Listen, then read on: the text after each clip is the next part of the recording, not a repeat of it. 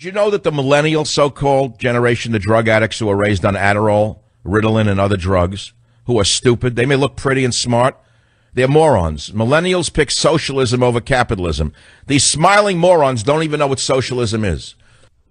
But do you have any idea what socialism has done in the nations in which it is practiced over the years? Do you know the basics of socialism? Okay, you're asking me. Okay, listen, you wanted to compare Hitler. No, don't give me an okay. Answer the question. Don't give me okay. Give me an answer. Do you know or don't you know? Your question. Let's take India, for example, and not waste the listener's time. Because my point of eating you up is not going to make me feel any better, or you feeling worse is not going to make me feel any better. So let me give you a primer on socialism. Let's look at India before capitalism was brought into India in a big way, and India became a great machine of capitalism. Do you know anything about what happened in India after that? In the world. Okay. I'm asking a question. Stop with the gulping and going, okay. What happened in India after capitalism was unleashed in India and all of the red tape and the bureaucracy was put out of the way so entrepreneurs in India could start building factories and making a lot of money? Tell me what happened in India. Well, I know there's a horrible caste system in India where there is very separation in classes where... Again, you don't know what you're talking about. Do you know what I just asked you? Can you even follow a discussion? Sir, how far did you go in school? Let me ask you that. Yeah, no, I don't. Sorry. I can't answer your question. But how far did you go in school? I'm in college right now. Ah, you're in college now. What year are you in Pittsburgh State Junior College? I'm a junior, and I served in the Marines for 5 years, and I worked for... I don't care whether you served on the moon for 5 years. You can't even answer a simple question because you're not listening. You're buying this lie, hook, line, and sinker, but I think you're desperate to learn something, or you wouldn't have called the show. So let me repeat again. India was trapped in a caste system for forever. Do you understand that as step number one? And what happened in 1970 or thereabouts in India? The free market economics were introduced to India. What does that mean? It means the gigantic edifice of bureaucracy that had been established in India by the British. The bureaucracy was virtually taken off the backs of the entrepreneur. And what happened then? The average Indian man with money was able to invest in a small business or a small factory. And what happened in India then? Have you seen the landscape of India change since 1970? Well, that's a result of capitalism, not a result of Bernie Sanders-ism. Back in a minute. I mean, I'm just so intently upset over the fact that there are such ignorant people in this country, mainly young people who have been brainwashed, raised on drugs like Adderall and Ritalin, and they are biting hook, line, and sinker for something they don't even understand, such as socialism. So I gave an example of India. India was long a socialist nation. And then something happened. A global recession that began in the late 70s created economic stagnation, chronic shortages of foods and everything else, state inefficiency in India where everybody was paralyzed, and the people became disillusioned with state socialism. Now try to imagine America where the Department of Motor Vehicles, the DMV in your community, becomes everything in the country. Everything in the country would be like the DMV, where you have to wait 2 hours for a salami, 3 hours for an appointment, to make an appointment with a doctor for 3 months down the line. That's what socialism brings. In the late 80s and 90s, it wasn't the 70s, in the late 80s and 90s, India's government systematically freed up the Indian economy and pursued what? Socialism? They pursued privatization. And they did this to attract foreign investment. And what happened? Take a look at the landscape of Indian cities. The cities bloomed. The same is true of communist China. Although it is politically a communist nation, it is very much socially an economic nation of freedom.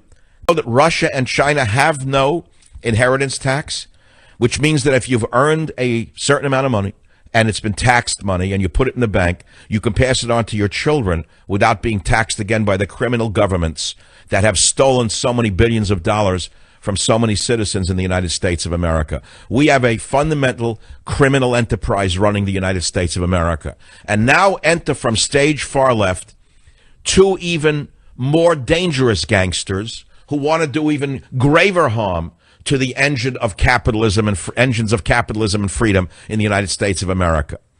Everything that you see that is operating in America will become crippled by socialism. Foreign investment will flee. Local investment will flee. Red tape will quadruple and envelop virtually everything you do. Do you understand what socialism is? Forget the old man is dangling a little worm in front of your face called freedom and equality. The old man is a dangerous Pied Piper. And that's all I want to say on this right now. I mean, there's so much more that I could say. I think you can study it on your own. But never forget the example of India that I gave you. It's a thumbnail example of what happens when a state eliminates red tape, meaning it gets rid of some of the laws and regulations, the restrictions on businesses, on permits. What happens when you free up an economy and you pursue privatization? What happens is a country booms. Look how stagnant Cuba is because two monster dictators have been running it for 50 years.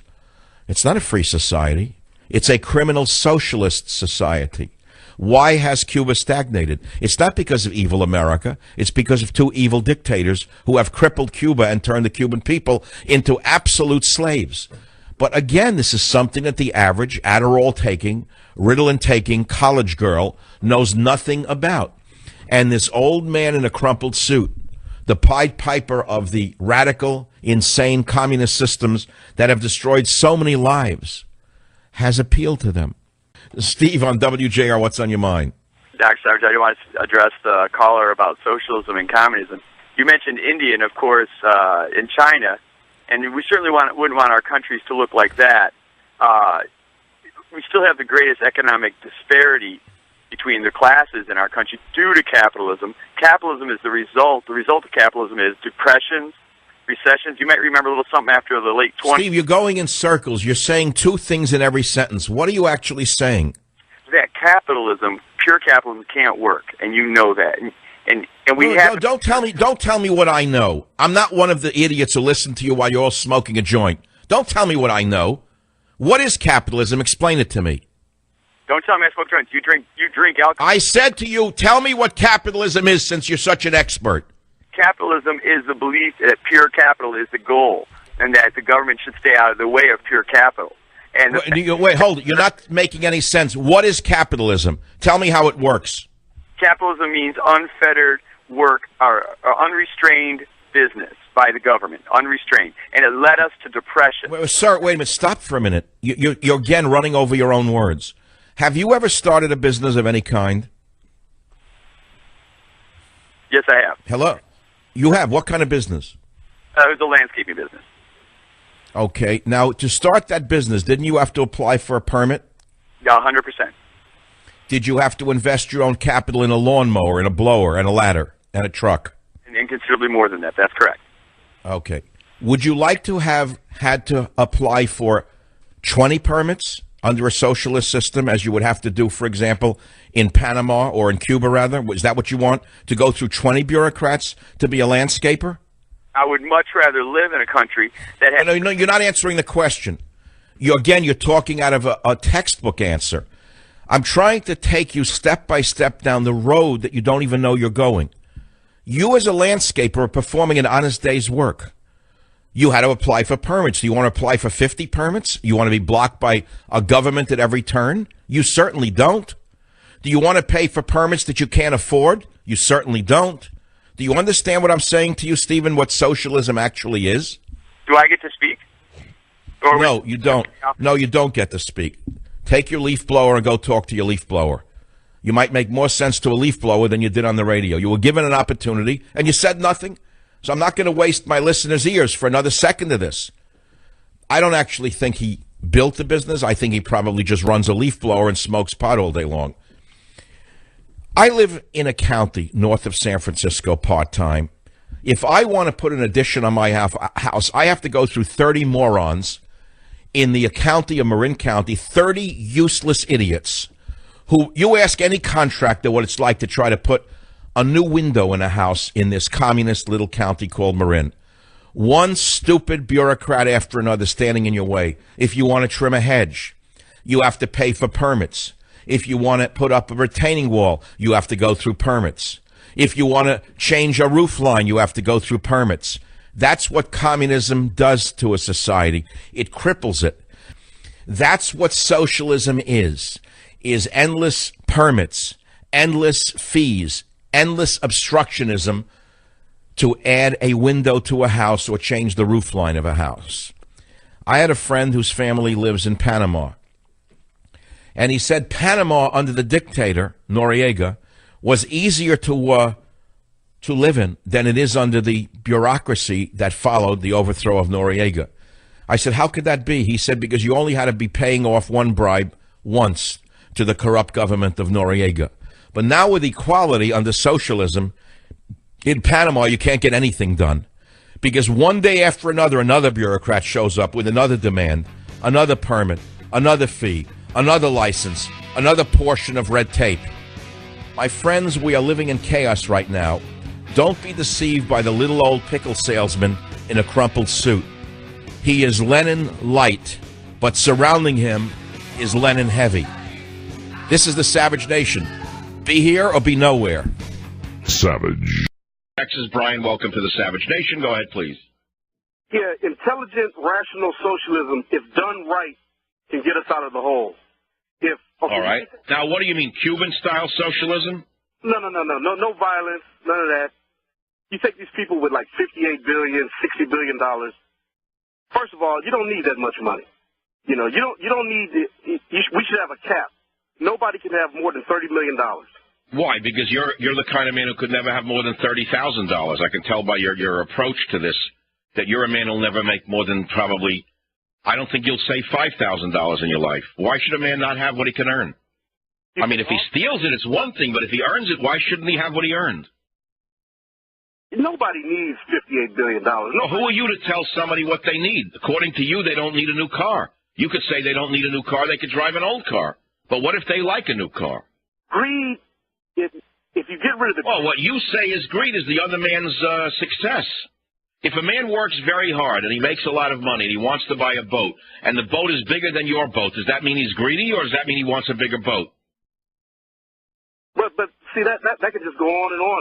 This guy get a bigger... So I'm asking, so how big a boat should a man be allowed to buy? Let me ask you, since you say there should be limits on everything. So a man should not be able to buy a boat over what length? You can buy whatever you want to buy as long as you got $30 million, that's all you can have.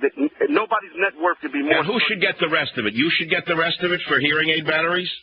No. If you take that money, I'm pretty sure that'll be trillions of dollars that you can pay off the debt that we have. So you, in other words, you want to steal money from people who earned it and give it to people who didn't earn it. Is that it? No, it's just eliminating greed.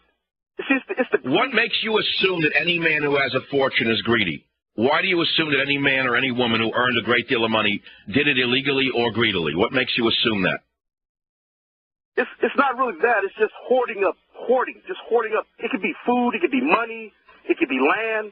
It's just the hoarding. No. So in other words, you believe in the Zimbabwe approach of Mugabe. We should take land away from landowners too because they don't need it. Well, what if a person owns a house, an apartment, and a country house? If you were the czar, would you take away any of their property? As long as his net worth is not over $30 million, he can have. Well, where'd you come up with $30 million? Why $30 million? Why not $31 million? Why not $29 million? How'd you come up with $30 million?